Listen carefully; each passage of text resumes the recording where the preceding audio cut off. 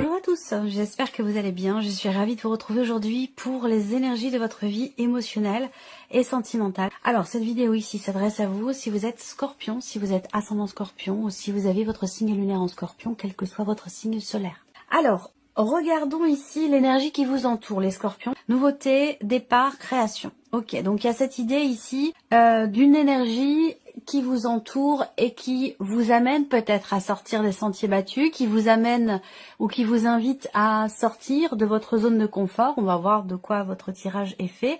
Mais voilà, cette énergie-là, elle invite à peut-être aussi à enclencher quelque chose, à déclencher le début de quelque chose. Vous voyez, il peut être question de ça. On va voir par rapport à votre tirage. Alors, votre état d'esprit à vous concernant votre vie émotionnelle et sentimentale. Quel est votre état d'esprit? On a le 4 d'épée. Donc ici, on peut parler ici éventuellement d'un blocage ou d'une problématique de communication. Donc ça ressort dans votre état d'esprit. Alors est-ce que c'est vous qui avez du mal à exprimer certaines choses, à mettre des mots aussi peut-être sur certaines émotions, certains ressentis ou une difficulté à communiquer avec quelqu'un? Peut-être que vous êtes focalisé justement sur une relation dans laquelle la communication est extrêmement compliquée, voire rompue, c'est possible également. On peut voir ici aussi avec le 4 d'épée, vous ressentez, je pense qu'ici, vous savez que vous avez besoin de, visiblement, de recharger vos batteries. Il y a une fatigue. Il y a une fatigue, mais qui n'est pas forcément physique, mais qui est plutôt liée, j'allais dire, au mental. Voilà, donc on va voir qu'est-ce qui se passe justement sur le plan émotionnel, qu'est-ce que vous ressentez au plus profond de vous concernant votre vie sentimentale, émotionnelle. On a la tour, donc là on est déstabilisé, on est un peu perdu dans le sens où il peut être, ou avoir été question d'un événement inattendu qui a pu venir justement vous perturber ou vous déstabiliser. Clairement, hein, l'énergie de la tour, c'est que il y a quelque chose qui est venu vous bouleverser ou vous déstabiliser. On voit que sur le plan émotionnel, il y a quelque chose qui est déconstruit et qui aura besoin d'être reconstruit.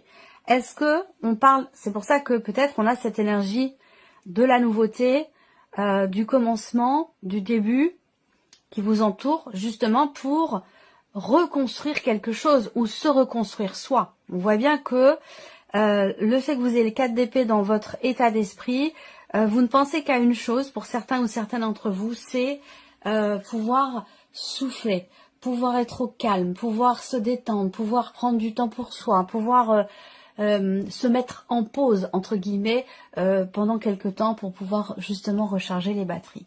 Alors, on va regarder qu'est-ce que vous faites, vous, concrètement, pour votre équilibre émotionnel ou pour votre vie sentimentale. On a le 9 de bâton.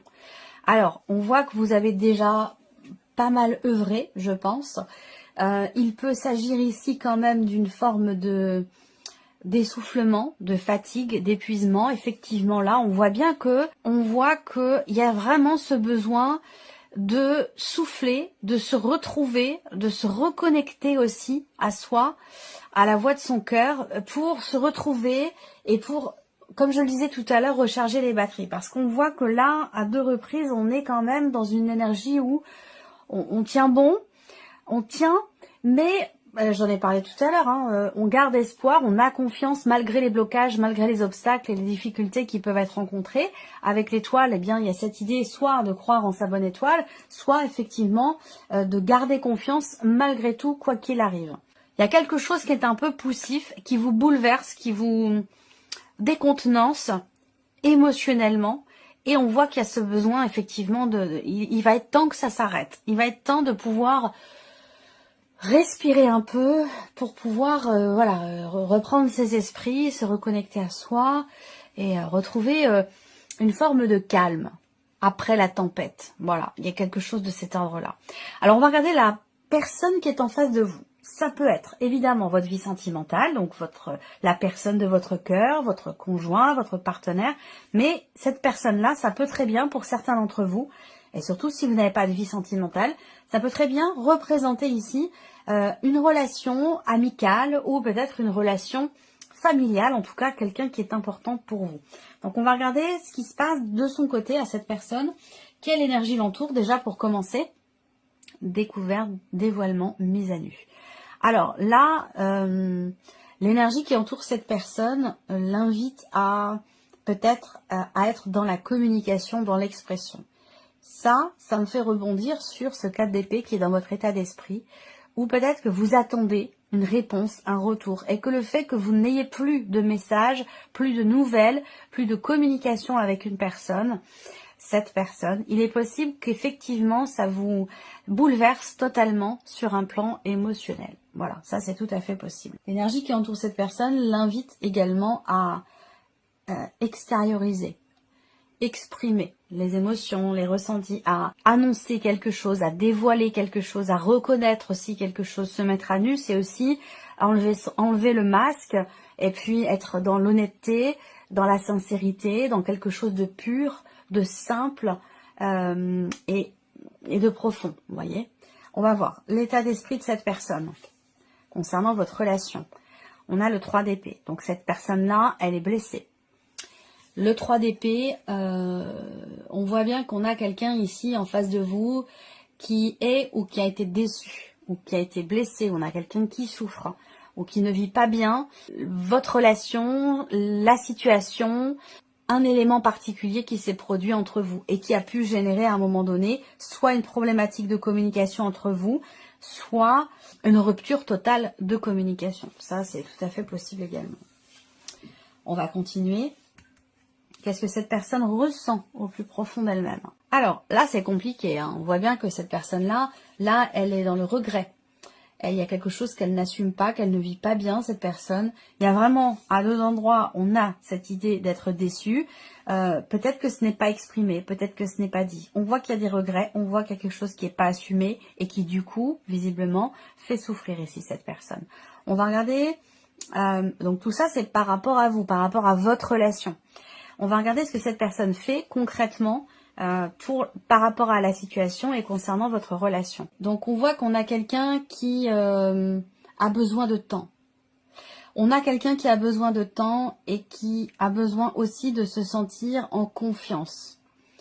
Qui a besoin de faire confiance et qui a besoin de se sentir en confiance. Donc il y a vraiment cette notion de confiance, elle est déterminante dans ce qu'il ou elle pourrait faire pour faire évoluer la relation, la situation. On voit bien que là, la relation est extrêmement complexe, est extrêmement compliquée. Voilà. Alors, on va développer et puis on va regarder avec le tarot ce que ça donne concrètement dans les faits, entre ce qui se passe en vous et ce qui se passe dans les énergies de cette personne. On regarde ce que ça donne entre vous dans votre relation. Alors déjà, par rapport à vos états d'esprit respectifs, qu'est-ce que ça donne ? Donc là, on a une distance. De par vos états d'esprit respectifs, l'un par rapport à l'autre, eh bien ça amène dans la matière, dans le concret, effectivement, l'idée d'un départ, d'un éloignement ou d'un certain lâcher-prise. Le 6 d'épée, c'est généralement une énergie qui parle de départ. Donc peut-être qu'il y a aussi une distance entre vous.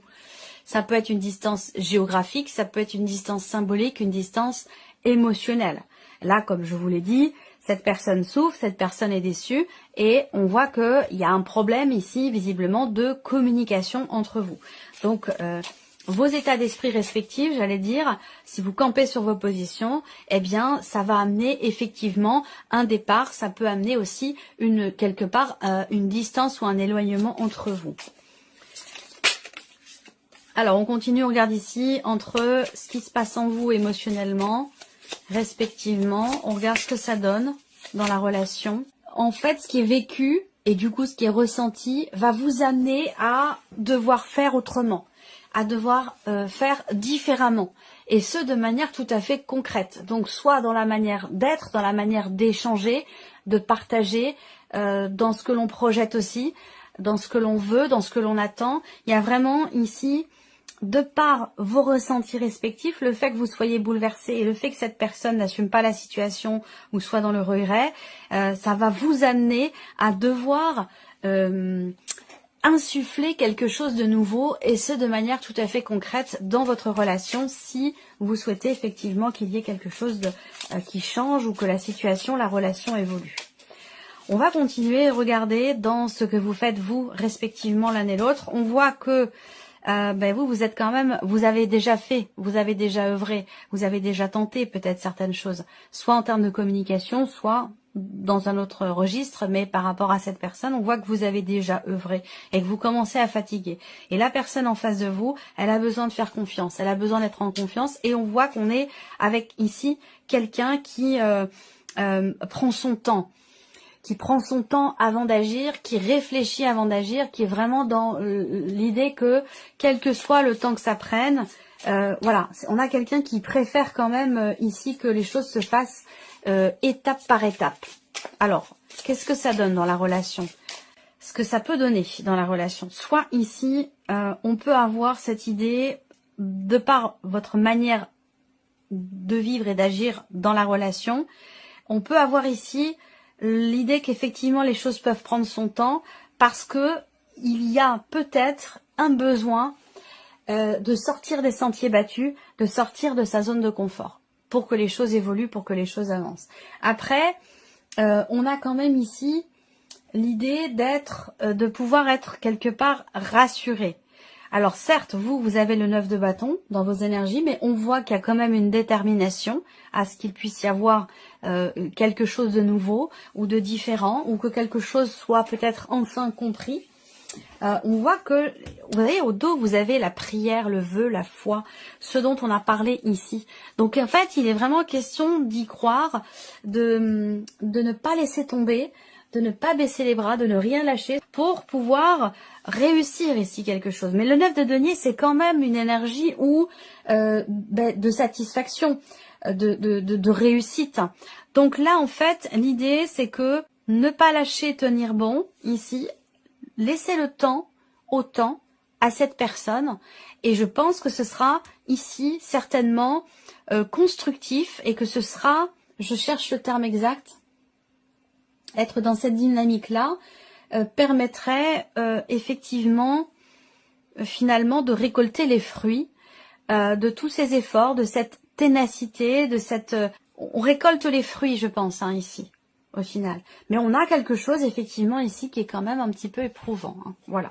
Alors, regardons les messages qui vous sont destinés par rapport à ce tirage, par rapport à vos énergies, à ce que vous traversez.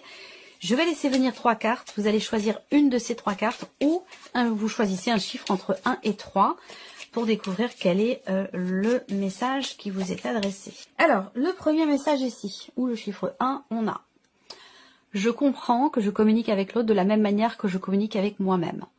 Si l'autre me parle mal, je prends conscience qu'il est incapable de communiquer avec lui-même de façon bienveillante. Plus je suis indulgent avec moi-même, plus je suis capable de me relier aux autres et de les accepter tels qu'ils sont. » Ça, c'est en lien avec ce que je disais tout à l'heure, une problématique éventuelle de communication. Deuxième message, chiffre 2, ici. « Je t'écoute avec bienveillance. » Savoir écouter l'autre, ce n'est pas nécessairement le conseiller, lui donner votre avis. C'est aussi savoir taire ce bavardage intérieur qui mène au jugement.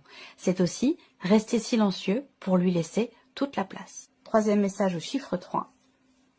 Je prends conscience que je me juge trop sévèrement. En réalité, les jugements que j'ai envers moi-même et que je me répète en boucle sont bien plus puissants que les quelques jugements prononcés par les autres.